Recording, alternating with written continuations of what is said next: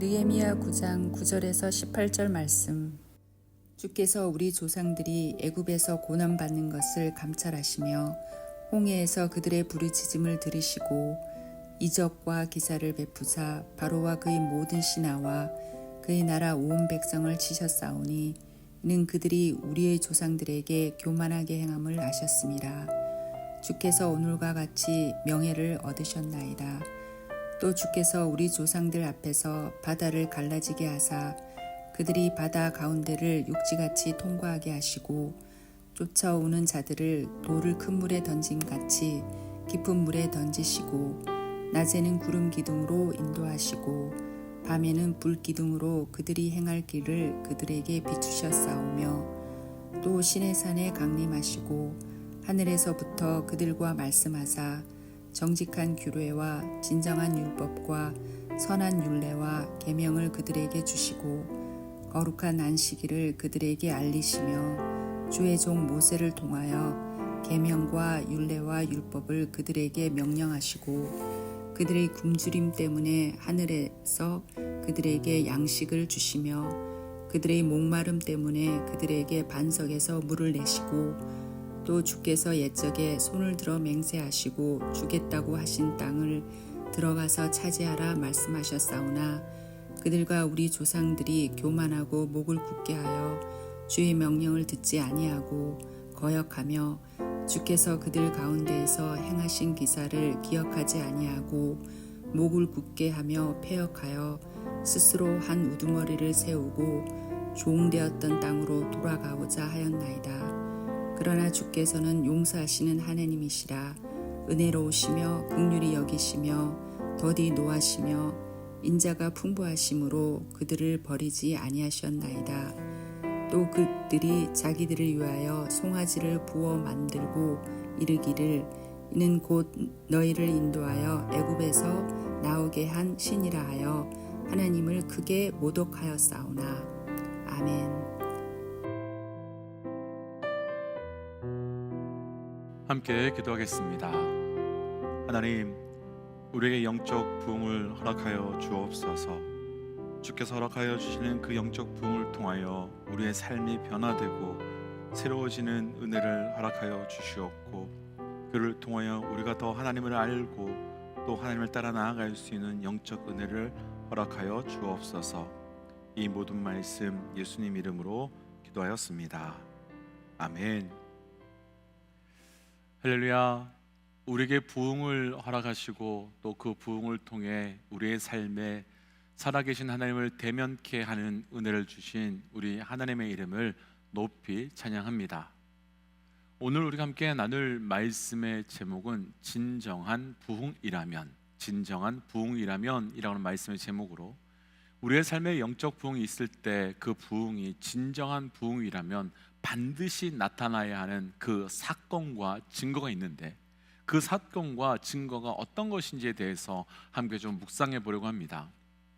우리가 지난 토요일 말씀에서부터 이미 묵상해서 잘 알고 계시겠지만 느헤미야는 성벽을 건축하고 난 다음에 모든 백성들과 함께 수문 앞에 모이게 되었습니다.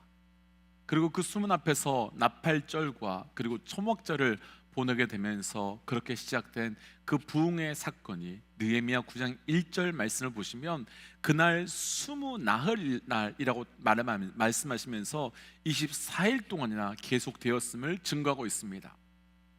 다들 경험해 보셨겠지만 우리가 수련회나 부흥회 때 은혜를 받지만 그 은혜가 계속 이어지고 그 은혜가 계속 지속되는 것은 결코 쉽지 않습니다. 지난 여름 청년부 수련회가 끝난 다음 주에 제가 청년들에게 수련회에서 받은 은혜가 계속 지속되고 있는지 혹은 그 은혜가 상승된 사람들이 있는지 그리고 반대로 그 은혜가 줄어든 사람들은 얼마나 되는지 질문을 한 적이 있었는데 많은 사람들이 한 주밖에 지나지 않았음에도 불구하고 그 은혜가 사라져가고 있었다라고 말하고 있었습니다.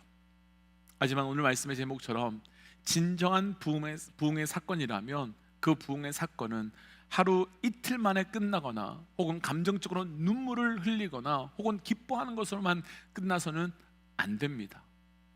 오늘 말씀은 어제 말씀까지 포함해서 우리 삶에서 진정한 부흥이라고 한다면 반드시 있어야 하는 그 영적 사건과 증거가 무엇인지, 그리고 일어나고 있는 그 부흥의 사건에 대해서 진짜인지 가짜인지를 어떻게 분별할 수 있는가에 대해서 함께 묵상하고, 그래서 우리의 삶에서 진정한 부흥의 사건이 일어나고 그 부흥의 사건이 우리 삶 가운데서 계속 지속될 수 있는 은혜가 있으시기를 주의 이름으로 축복하며 도전합니다. 진정한 부흥이라면 첫 번째는 오늘 본문의 1절 말씀인데요, 1절입니다. 그날 20나흘 날에 이스라엘 자손이 다 모여 금식하며 굵은 베옷을 입고 티끌을 무릅쓰며. 아멘. 오늘 말씀은요, 이스라엘 백성이 성벽 재건이 끝났음에도 불구하고 집으로 돌아가지 않고 20나흘 곧 24일 동안이나 수문 앞에 모여서 하나님 앞에 엎드려 기도하고 찬양하고 있다라고 증거하고 있습니다. 여기서 고민해보고 싶은 것이 하나 있는데요, 이들이 이렇게 시작된 그 시작이 어디에서부터일까라고 하는 질문입니다. 과연 무엇이 있었기에, 과연 무엇 때문에 이들은 24일 동안이나 집으로 돌아가지 않고 그 영적 부흥의 사건의 현장 가운데 머물고 그 영적 부흥의 사건이 일어나게 된 것이겠습니까? 그 시작이 어디로부터 시작되었는지를 보여주는 말씀이 있는데, 이 부흥이 처음 시작된 장면에 대해서 말씀해 주는 그 본문에 대해서 함께 좀 볼 건데요, 느헤미야 8장 3절 말씀을 함께 좀 보겠습니다. 느헤미야 8장 3절입니다.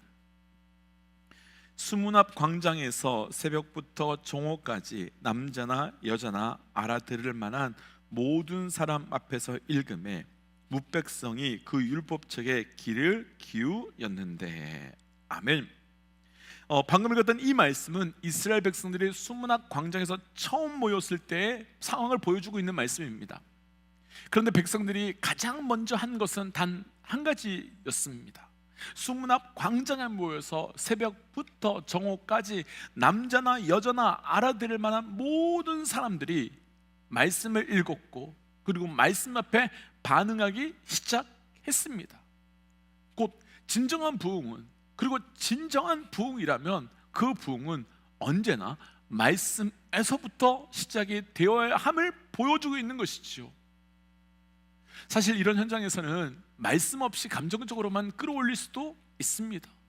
또 말씀 없이 기적 같은 사건 혹은 어떤 은사와 어떤 사건만으로도 끌어올릴 수 있습니다.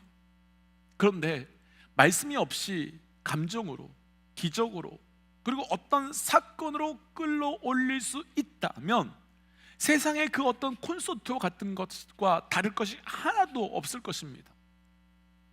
사도행전에서 사도들은 가는 곳마다 기적과 이적을 행했고, 또 그 낭망하고 좌절하고 있는 사람들을 일으키며 살리며 회복시키기도 했습니다. 그러나 사도들은 언제나 그 사건 다음에 그 사람들을 말씀의 자리로 끌고 들어가서 복음을 들려주고 하나님의 섭리를 그들에게 해석해 주었습니다.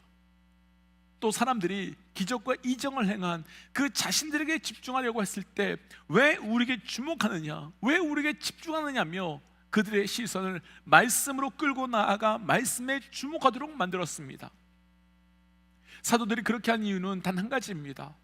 부흥의 시작은 기적과 이적 같은 어떤 사건 때문이 아니라 철저히 말씀으로만 시작되었기 때문이고, 말씀으로만 시작되어야 하기 때문입니다.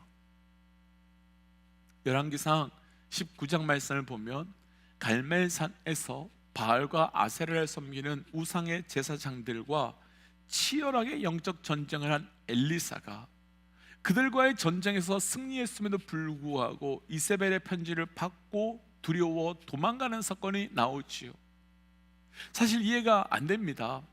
오늘 말씀의 제목으로 한다면 엄청난 영적 부흥을 경험한 엘리사가 도망가는 것도 이해가 안 되고, 심지어 열왕기상 19장 4절 말씀을 보면 하나님께 자신의 생명을 거두어 가달라고, 차라리 날 죽여달라고 요구하는 것도 이해가 안 됩니다. 그때 하나님께서는 그렇게 지쳐서 무너져 있는 엘리사에게 구운 떡과 물을 주시면서 다시 기운을 차리게 하신 이후에 열왕기상 19장 8절 말씀을 보면 하나님께서는 엘리야에게 하나님의 산 호렙산으로 올라가라고 말씀하십니다.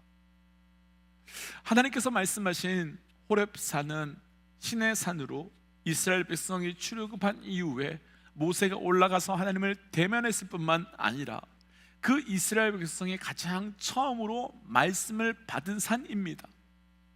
그런데 하나님께서 그 브엘세바에서 훨씬 가까이 있고 또 바로 앞에 뜨거운 영적 승리와 기적의 사건이 있었던 갈멜산으로 엘리야를 부르신 것이 아니라 그보다 훨씬 멀리 있는 호렙산으로 엘리야를 불러주셨습니다.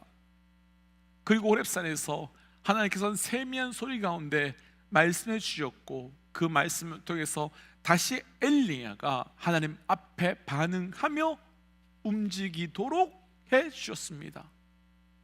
무엇 때문이시겠습니까? 개인의 진정한 영적 부흥의 증거도 또한 공동체의 영적 부흥의 증거도 모두 다 말씀으로부터 시작되어야 하기 때문입니다. 그래서 진정한 부흥이라면 말씀으로 시작이 되어야 하고 말씀으로 진행이 되어야 하고 말씀으로 계속 가야만 하는 것이지요. 그래서 저를 비롯한 우리 모든 믿음의 동역자들에게 도전하기는 우리 삶에 부어주신 그 영적 부흥의 사건이 한 번의 사건으로 끝나지 않고 또 잠깐의 부흥으로 끝나지 않기 원하신다면 내게 주셨던 그 은혜를 붙들고 반드시 말씀 앞으로 나아가 말씀 속으로 해서 말씀을 통한 영적 부흥의 은혜가 계속되고 말씀을 통해 우리 삶의 영적 부흥이 온전히 세워져 나아가는 은혜가 있으시기를 주의 이름으로 축복하며 도전합니다. 진정한 부흥이라면 두 번째는 본문의 9절 말씀입니다. 9절 함께 좀 읽어보지요. 주께서 우리 조상들이 애굽에서 고난받은 것을 감찰하시며 홍해에서 그들의 부르짖음을 들으시고. 아멘. 말씀으로 영적 부흥이, 말씀 때문에 말씀으로 시작된 영적 부흥이 이스라엘 백성들에게 하나님께서 우리 조상들이 애굽에서 부르짖음을 들으셨음에 대해서 이야기하시면서 자신들도 동일하게 부르짖어 기도하는 자리로 나아가고 있음을 보여주고 있습니다. 그럼 왜 이들은 기도하는 것이겠습니까?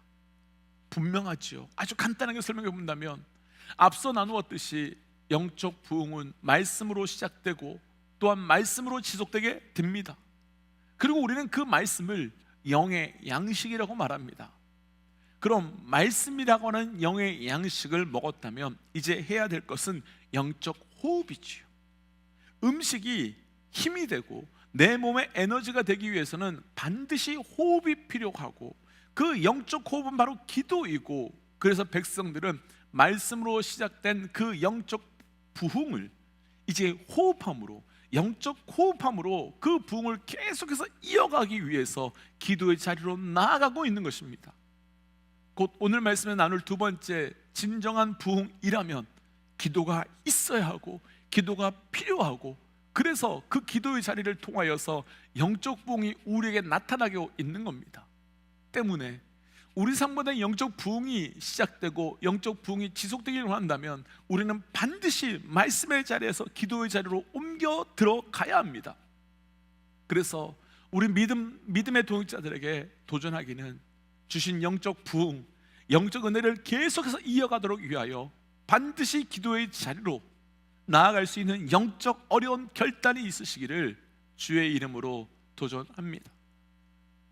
사실 이 시대 우리들의 교회와 성도들의 한계 중 한 가지는 바로 기도의 부족이라 생각합니다. 이 시대는 지금도 그러하지만 온갖 다양한 매체를 통해서 말씀을 들을 수 있는 방법이 너무나도 많습니다. 그래서 좋아하는 설교를 골라 들을 수도 있고 또 필요한 말씀을 찾아서 듣기가 너무 쉽습니다. 그런데 이런 상황 가운데 문제가 하나 있습니다. 그렇게 먹기만 하고 영적 호흡해야 되는 기도의 자리로 나아가지 않는다면 우리는 영적으로 비만해질 수밖에 없고, 그 비만은 결국 영적 교만과 영적 착각으로 이어질 수밖에 없기 때문입니다. 정직하게 우리의 삶을 한번 돌아보고 싶습니다. 일주일에 말씀은 얼마나 들으시며 또 일주일에 기도는 얼마나 하시는지요. 물론 일주일에 주일에 단 한 번 예배의 자리에서 말씀을 들으시는 분들도 계실 것이라 생각됩니다. 하지만 우리에게 필요한 것은 말씀을 보았다면, 그리고 말씀을 들었다면, 그리고 말씀을 듣고 보고 그 말씀 속에 살았다면 그 말씀을 듣고 본 만큼 기도의 자리로 나아가야 하고, 그 기도를 통해서 그 우리에게 말씀하시고 우리에게 들려주시는 그 말씀을 영적 호흡으로 바꾸어서 내 삶의 힘과 능력으로 바꾸어야 하는 겁니다. 오늘 말씀에서 이스라엘 백성들은 24일 동안이나 말씀을 들었습니다. 그리고 동일하게 24일 동안이나 기도했습니다. 믿음의 동역자 여러분, 그래서 이 아침 도전하기는 오늘 대략 15분 안팎의 이 말씀을 들으셨다면 최소 15분이라도 기도하시고 주신 말씀을 기도를 통해 내 삶의 힘과 에너지로 바꾸어서 영적 부흥이 한 번의 사건으로 끝나거나 멈춰지는 것이 아니라 그 말씀이 기도의 호흡을 통하여 매일매일 우리의 삶의 힘과 에너지가 되어서 영적 부흥이 지속되어 나가는 은혜가 있기를 주의 이름으로 도전합니다. 그래서 이 시간 주신 말씀을 기억하며 이렇게 기도하고 싶습니다. 하나님께서 우리에게 허락하신 이 부흥의 사건이, 또한 은혜의 사건이 단 한 번의 사건 혹은 잠깐의 사건으로 끝나는 것이 아니라 말씀과 기도로 매일매일 이어지는, 매일매일 경험되는 영적 부흥이 우리의 삶 가운데 계속되게 하여 주옵소서라고 함께 기도하겠습니다. 함께 기도할까요? 하나님, 오늘 주신 말씀을 붙들고 기도하며 나아갑니다. 아버지, 우리의 삶 가운데 영적 부흥을 허락하여 주옵소서. 그 말씀과 기도를 통해 영적 부흥이 경험되게 하시고, 하나님 그 말씀과 기도로 우리의 삶의 영적 부흥이 온전해질 수 있도록 인도하여 주옵소서. 하나님, 우리에게 말씀해 주실 때 그 기도를 통하여 그것이 힘과 에너지와 능력되게 하여 주셔서 하나님 온전하게 살아갈 수 있도록 함께하여 주옵소서. 하나님, 말씀을 통하여 우리에게 영적 부흥을 허락하여 주옵소서. 기도함을 통하여 영적 부흥이 우리 가운데 출발되도록 허락하여 주시옵소서. 하나님, 우리의 삶 가운데 하나님께서 영적 부흥을 허락하여 주셨지만 그것을 잃어버리고 상실할 때가 너무나도 많이 있었습니다. 하나님, 말씀하여 주셔서 말씀 속에, 기도 속에 영적 부흥이 계속해질 수 있도록 은혜 더하여 주옵소서. 이 모든 말씀 예수님 이름으로 기도하였습니다. 아멘. 사랑하는 믿음의 동역자 여러분, 말씀으로 나아가셔야 합니다. 그리고 말씀만큼 기도로 나아가셔야 합니다. 그를 통한 영적 부흥이 우리의 있기를 주의 이름으로 축복합니다. 함께 선포하고 삶의 자리로 또 기도의 자리로 나아가지요. 함께 선포하겠습니다. 하나님은 살아계십니다. 아멘. 승리하십시오. 함께 기도하겠습니다.